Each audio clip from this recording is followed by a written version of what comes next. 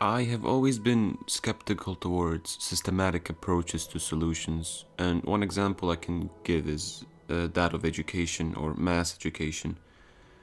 I was always troubled by it because it never achieved desired results with myself, and I could never reach my potential with 25, 30 other students around me. I always felt like a part of somebody's daily schedule, and somebody just wants to get me over with.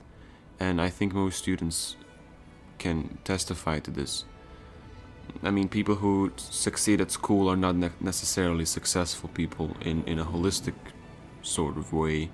I'm not sure if you could call them happy by necessity just because they're good at school, and just because somebody's bad at school, maybe he's much better at one thing that makes him really stand out. And the reason I begin with this is that oftentimes when we think of games, for example, or anything in life, we have a systematic approach, we have an industrial approach, we have a standard-based approach. Something has to meet certain standards in order to make sense, or we rule out sense from that thing. And usually this is something that I'm troubled with.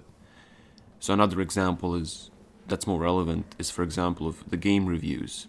And when somebody reviews a game and then his argument is that it it doesn't feel in a certain way and therefore it's bad. And for example, the game called Yooka-Laylee was criticized for feeling like Banjo-Kazooie without improving much upon it, even though that was the main purpose of the game. So can you really criticize it for that? Because it is its own thing, and it wanted itself to be that. So criticizing it in that way is kind of pointless, and it doesn't really not only make sense, but it doesn't really make you sound like you know what you're talking about when you criticize it in that way. Similar to educational systems where somebody fails, you would call him a failure even though he only failed according to someone else's standard. And that standard was set by the government or by the educational system, which is closely connected to the government and what the country needs, what the industries need, what they want to push forward, what knowledge is going to be beneficial in that segment. Similarly to IQ tests, which also follow the same idea that when you're good at an IQ test, you're essentially just good at the IQ test. It can't really measure your overall intelligence. It can only measure your ability to solve the tasks in that IQ test, which can never be as general as our intellect is. It can never grasp the whole potential we have, is what I mean.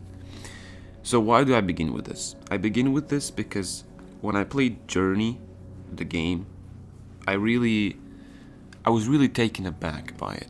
And I have been somebody who always sort of enjoyed these games that they're not odd games, but they're usually games that people debate about. So I always enjoyed things like Sonic the Hedgehog and platformers, and I always played those games while other people would play shooters and things that would become popular. I would always play things that would resonate with myself, and I think Journey is one of those games that really clicks with me in this level of thinking, in this way of thinking. And it got me thinking about what this game really is and why is it important that it exists. And for me, this game is a proof of how you can make something, but it doesn't necessarily need to be anything that somebody else expects. You can call Journey an adventure game if you want, and you can say that it's a platformer that limits your jumps sometimes, and you can make it technical. You can say what it is in that sense. It's not completely abstract, and it doesn't need to be. But you can't. You could say that, but you would be putting a standard on it. And Journey for me seems to be a game that doesn't want to be standardized. It just wants to be a journey that you play through and you either have or don't have opinion about. And it doesn't need to be criticized by any standards. And it's still a successful game, and it's still played, and it's still loved. Mechanically speaking, it's not a it's not a complicated game, something that you would expect. It's not a story heavy game in a sense that it tells you the story right in your face, like a dialogue heavy game. It's just its own thing. It's a journey. You walk through it. You occasionally jump when it allows you to do that. You fly through some things. You interact with the environment. You slowly climb up and down hills. So journey is just the journey. It's a journey game. It doesn't need to be categorized as anything, and that's really, I would say, really powerful, unique, and strong, and really sort of in itself a message, I think. Another thing, the other part of the thesis that I wanted to discuss was, why is it important? And I think I already answered that, but just to amplify the answer, it's important because it proves, and at least it proves to me, and I mean, I am my world and you are yours, and we are the most important people to ourselves. So it's important when something proves to us something, that it's significant. We don't need other people to prove something. And what this game proved to me is that it can strive. And the reason I believe that it can strive is because it clearly got funding by Sony. It was published by Sony, and so it got money to be published. Somebody believed in this idea.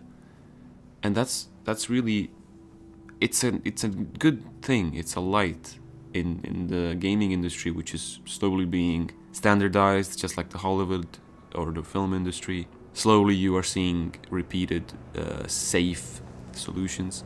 So this game really shines through in that sense.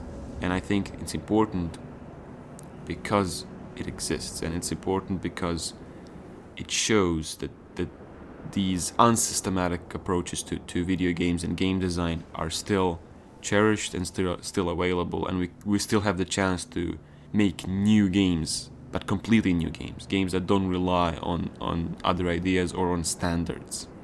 That you don't need to design a game that's going to be liked because people like something similar to it, but something completely unique like Journey.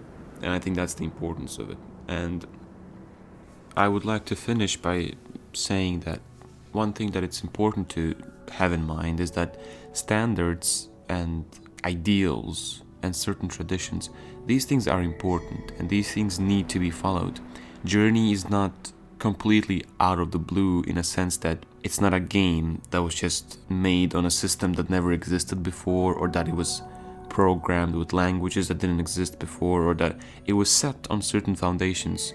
And we need foundations, and we need sound principles generally in everything we do.